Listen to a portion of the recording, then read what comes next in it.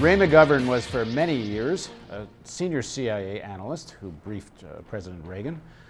He's retired now and is a commentator and analysis of strategic geopolitical events, and he joins us now from Washington. On Tuesday, 3 American political leaders gave speeches on what they think should be American foreign policy, particularly in Iraq and Afghanistan. And the major speech of the day was by Barack Obama.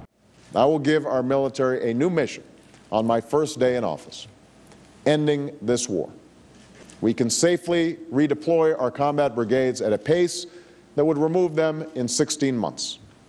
After this redeployment, we will keep a residual force to perform specific missions in Iraq, targeting any remnants of al-Qaeda, protecting our service members and diplomats, and training and supporting Iraq's security forces so long as the Iraqis make political progress. And yes, we will make tactical adjustments as we implement this strategy. The question that comes to me is who's going to own Iraqi oil? There's a lot of blood, and I hate using the phrase blood and treasure, but that seems to be the phrase, been expended to try to get an advantageous position for American oil companies in Iraq. Well, the difference, Paul, was the one that Cheney brought in with him, the thought that you have to control the oil in Iraq and places like that in order to have a fair share of it. They're not going to be able to control it now. They know that. They're not going to have permanent military bases. Indeed, the bulk of American troops are going to be out of Iraq within a year. We know that, at least I know that, it seems, from what al-Maliki and al-Rubai, the National Security Advisor for Iraq, were saying. So the business about oil, they're going to have to go back to the old sharing, buying oil, and a fair share for the various companies involved. The game is over with Iraq, and so the question is, how does this strategic change affect the real players in the area? And I find it very notable that one of the main strategic players in the area, if not the main, is the state of Israel, and it's not mentioned once by Barack Obama. They are pulling out their hair right now at the prospect of U.S. troops leaving Iraq. And the implications of that, in my view, are that they will do everything they can. That is, the Likudniks, the whatever you call them, Kadima, whatever, the rightist extremists that run the Israeli government, not the Israeli citizens, but the people in control there, will do all they can to get us more deeply involved in that area. And they have. Well, what can they do? They have the initiative. They can get us involved in a war with Iran, and I see the prospects as better than even that they will succeed in doing that, because they can cause that to happen. They can cause the kind of provocation that Iran will be forced to respond to, and the President of the United States has made it clear that if that happens, the United States of America is in there with both feet. I want to get back to Obama's residual force. He doesn't discuss at all the issue of the private armies and private contractors, which number something equivalent to the numbers of U.S. forces. He doesn't talk about really what the mission of a residual U.S. force will be, except to chase al-Qaeda, which seems a little preposterous to me. It's not the U.S. forces that are going to chase al-Qaeda. The Iraqis have been chasing quite successfully al-Qaeda themselves. And when it comes to the issue of oil, a rational policy would be just buy the oil off the open market, but is Obama ready to defy or take on American oil companies? Well, that remains to be seen, but I don't think that American oil companies are in the driver's seat anymore. I don't think the American administration is in the driver's seat. There has been supreme resistance among the Iraqis themselves, surprise, surprise, to the notion that we'll do what we did in 1953 and take over their oil again. It's not going to happen, and neither are the permanent military bases. And what I was really refreshed to see in Obama's speech was his pledge not to seek permanent military bases. And so the situation really is very different. And yeah, I think getting oil on the open market is what's going to happen.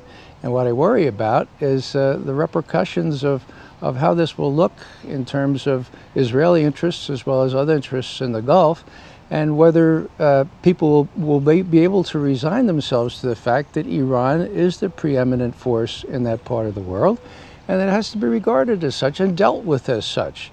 There's no reason why we can't talk to the Iranians. The American military leadership has made it quite clear, it seems, publicly, and we assume privately, that they don't want Israel to take any kind of action against Iran. They don't want a third front. You think there's the possibility Israel will do this anyway?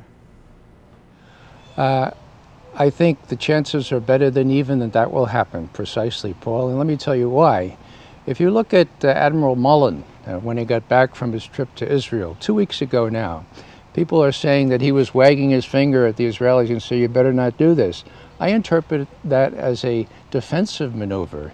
He and Gates and others are trying to make the case that this would be crazy. This would be a terrible, to open a third front, think of those words, a third front. Those words were deliberately chosen. Now, why would they do that? I don't think it's that they're from a position of power.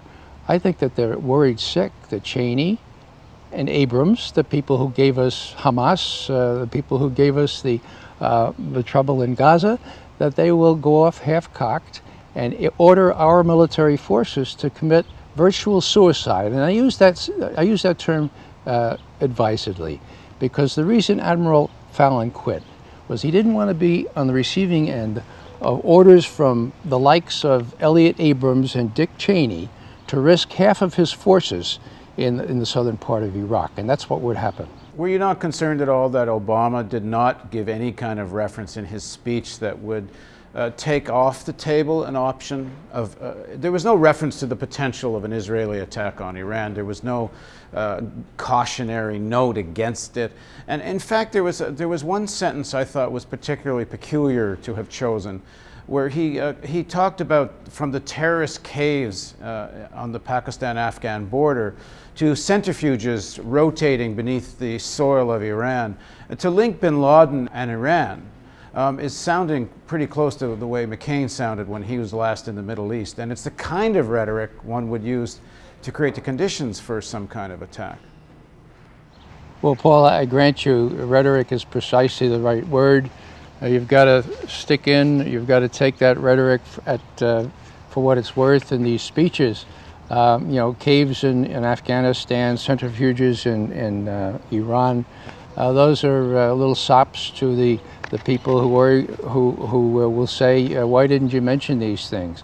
What I see Obama as doing, really, is trying to face this realistically, to look at what the prospects are with respect to that part of the world and what kind of a role Iran really is playing. Is Iran really a strategic threat to the United States? Balderdash, it is not. To whom might it be construed to be a strategic threat? Surprise, surprise, the state of Israel. Now, is it? Well, that's a matter of opinion. If you're an Israeli, and I put myself in the position of an Israeli, after the experience I've been through last several decades, I would worry about Iran getting a nuclear weapon, if indeed they're working on one, which U.S. intelligence says they are not, but I would worry about that. So the question is how you handle that. Do you handle that by overwhelming force, by attacking Iran? I don't think so. You handle that in the traditional way, the Marshall Plan way, the old traditional methods of diplomacy. You talk to these people, find out what their grievances are, find out what their fears are, and indeed, the head of the National Intelligence Council just last weekend said, you know, the Iranians have reason to fear us. Whether they're right or not, they have reason to fear us, and certainly they do.